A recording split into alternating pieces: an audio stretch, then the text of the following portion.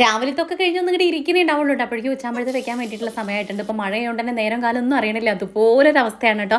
എപ്പോഴും ഇങ്ങനെ മൂടി പിടിച്ചുകൊണ്ടാണ്. എനിക്ക് നല്ല മൂടി പിടിച്ച കാലാവസ്ഥയിൽ കുറച്ച് മടിയൊക്കെ കൂടെ ഉണ്ടെങ്കിലും കൂടെ തന്നെ നമ്മളിത് ഉച്ചാമ്പഴത്തുള്ള പരിപാടി നോക്കാനായിട്ട് പരിപ്പൊക്കെ കഴുകിയിട്ട് കുക്കറിൽ വെച്ചിട്ടുണ്ട്. സാമ്പാറിനുള്ള കഷ്ണങ്ങളാണ് കേട്ടോ എടുത്തുകൊണ്ടിരിക്കുന്നത്. ഒക്കെ കുറേശ്ശെ എടുക്കുള്ളൂ, ബാക്കിയൊക്കെ ഞാൻ അവിടെ തന്നെ ഫ്രിഡ്ജിൽ തന്നെ കൊടുന്ന് വെക്കും കേട്ടോ. എനിക്ക് സാമ്പാറിന് ഒരുപാട് കഷ്ണങ്ങളൊന്നും വേണ്ട, കുറച്ചൊരു കുഞ്ഞ് മത്തൻ്റെ കഷ്ണം എടുത്തിട്ടുണ്ട്, 2-3 വെണ്ടയ്ക്ക, തക്കാളി, പിന്നെ എന്താ മുരിങ്ങക്കായ, അങ്ങനെയുള്ള സംഭവങ്ങൾ മാത്രമേ ഞാൻ എടുത്തിട്ടുള്ളൂ. ഇത്രയും സാധനങ്ങൾ നമ്മളിത് സാമ്പാറിലേക്ക് എടുത്തിട്ടുണ്ട്. ഇത് നാളേക്കും കൂടെ ഞാൻ മാറ്റി വയ്ക്കും. രാവിലെ സാമ്പാറും ദോശയും കൂടെയാണ് കേട്ടോ. അപ്പോൾ അതിലേക്ക് വേണ്ടിയിട്ടും കൂടെയാണ് ഉണ്ടാക്കുന്നത്. ഇപ്പുറത്ത് ഞാൻ അവിയലിന് കുറച്ച് കഷ്ണങ്ങളും കൂടെ ആക്കി വെച്ചിട്ടുണ്ട്. ഇനി കഷ്ണങ്ങൾ ഇരുന്ന് കഴിഞ്ഞാൽ പൊട്ടയെ പോകും. അവിയലാണെങ്കിൽ 2 ദിവസം നമുക്ക് കഴിക്കാൻ വേണ്ടി പറ്റും. അപ്പോൾ നാളേക്കും കൂടെ എടുക്കാമെന്ന് വിചാരിച്ചിട്ടാണ് കേട്ടോ. കുറച്ചധികം ആക്കണത്. പരിപ്പൊക്കെ വെന്ത സ്ഥിതിക്ക് നമ്മളില്ലേ ഇത് പൊടിയൊക്കെ കൂടെ ചൂടാക്കുന്നുണ്ട്. മഞ്ഞപ്പൊടി, മല്ലിപ്പൊടി, മുളക് പൊടി ഇതെല്ലാം കൂടെ നമ്മൾ ചേർത്ത് കൊടുക്കുക കേട്ടോ. അപ്പോൾ പരിപ്പ് വെന്തയിലേക്ക് കഷ്ണങ്ങളെല്ലാം ചേർത്ത് കൊടുത്തു. വെണ്ടയ്ക്ക് മാത്രം മാറ്റി വെച്ചിട്ട് ബാക്കി എല്ലാ കഷ്ണങ്ങളും പിന്നെ നമ്മൾ ചൂടാക്കിയിട്ടുള്ള പൊടിയും കൂടെ ചേർത്ത് അങ്ങോട്ട് അടച്ച് വെച്ചു. ഒരൊറ്റ വീസിൽ ആ ഒരു കഷ്ണങ്ങൾ വേവാൻ വേണ്ടിയിട്ട് കേട്ടോ. പിന്നെ നാളികേരം ഉണ്ടായിരുന്നില്ല, എന്നത്തെയും പോലെ വേഗം പോയി പൊളിച്ചിട്ട് നാളികേരം ചിരകാൻ വേണ്ടിയിട്ട് ആ വെള്ളം നല്ല മധുരം ഉണ്ടായിരുന്നു. അത് മാട്ടമാക്കും കുടിച്ചു കേട്ടോ. പിന്നെ നാളികേരം നിന്ന് ചിരഞ്ഞുകൊണ്ടിരിക്കുകയാണ്. നല്ല മഴ ഉണ്ട് പുറത്തോട്ട്, ഗംഭീര മഴയാണ്. ഇത് നമ്മുടെ അവിയലിക്ക് വേണ്ടിയിട്ടുള്ളതാണ് കേട്ടോ. അരപ്പ് നാളികേരം, പച്ചമുളക്, നല്ല ജീരകം, മഞ്ഞൾപ്പൊടി, പിന്നെ ചെറുള്ളി, വേപ്പില ഇതെല്ലാം കൂടെ ഒന്ന് ചതയ്ക്കുക. തൈരിലാണ് കേട്ടോ ചതച്ചെടുക്കേണ്ടത്. എന്നിട്ട് നമ്മൾ അവിയൽ കഷ്ണങ്ങൾ വെന്തിട്ടുണ്ട്, അതിലേക്ക് ചേർത്ത് പാകത്തിന് ഉപ്പിട്ട് അടച്ചങ്ങോട്ട് വെച്ചിട്ടുണ്ട്.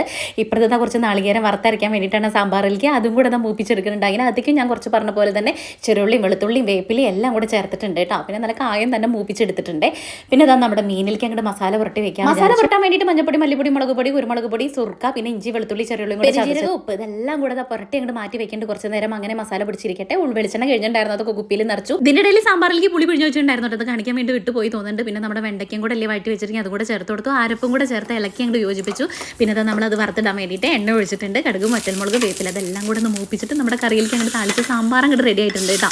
ഇനി നമുക്ക് വേഗം മീൻ വറുക്കാൻ വേണ്ടിയിട്ട് നിൽക്കേ. മീൻ വറുക്കുന്ന സമയത്ത് കുറച്ചധികം വേപ്പില എനിക്ക് ഇട്ട് കൊടുക്കണം കേട്ടോ. അങ്ങനെ വേപ്പിലൊക്കെ മൂത്ത് വരുന്ന സമയത്ത് മീൻ അങ്ങോട്ട് പെറുക്കി ഇട്ട് കൊടുത്തിട്ടുണ്ട്. 3 മാത്രമേ വെക്കുന്നുള്ളൂ, ഞങ്ങൾക്ക് 3 വേണ്ടിയിട്ട്. ബാക്കി രാത്രി നാളെ ദോശ എന്ന് പറഞ്ഞാൽ ഇനി ഉഴുന്നും പച്ചരി വെള്ളത്തിലിടാൻ വേണ്ടി ഞാൻ മറന്നു പോകും. കയ്യോടെ തന്നെ ഓർമ്മ കിട്ടിയപ്പോൾ അതും കൂടെ വെള്ളത്തിലിട്ടിട്ടുണ്ട് കേട്ടോ. ഉലുവയും കൂടെ ഇട്ടിട്ടുണ്ട് നമ്മുടെ പച്ചരിയിൽ. എന്നിട്ട് അതെല്ലാം കൂടെ അടച്ച് കഴുകി അങ്ങോട്ട് അടച്ച് മാറ്റി വെച്ചു.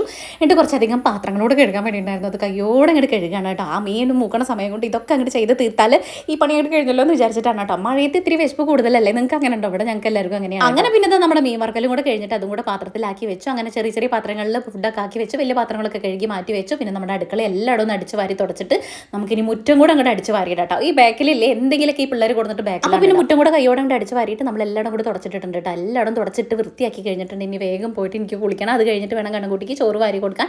അത് കഴിഞ്ഞിട്ട് വേണം എനിക്ക് കഴിക്കാൻ വേണ്ടിയിട്ട്. അതാട്ടോ നമ്മുടെ ഊണെന്ന് പറയുന്നത്. എല്ലാതും സെറ്റായി വിളമ്പിയിട്ടുണ്ട്. കുട്ടികൾക്ക് നല്ല ഇഷ്ടമാണ് കേട്ടോ ഇങ്ങനെ സെറ്റാക്കി വിളമ്പി വാരി കൊടുക്കാൻ വേണ്ടിയിട്ട്. അങ്ങനെ കണ്ണൻകുട്ടിക്ക് ഞാൻ ചോറ് വാരി കൊടുത്തു. അത് കഴിഞ്ഞിട്ട് എനിക്ക് പൂജിറ്റിക്കും കഴിക്കണം. അപ്പോൾ ഇന്നത്തെ വീഡിയോ ഇത്രയുള്ളൂ. നിങ്ങൾക്ക് വീഡിയോ ഇഷ്ടമാണെങ്കിൽ സബ്സ്ക്രൈബ് ചെയ്യുക, ഷെയർ ചെയ്യാൻ വേണ്ടി നാളെ കാണാം. Tata bye, see U.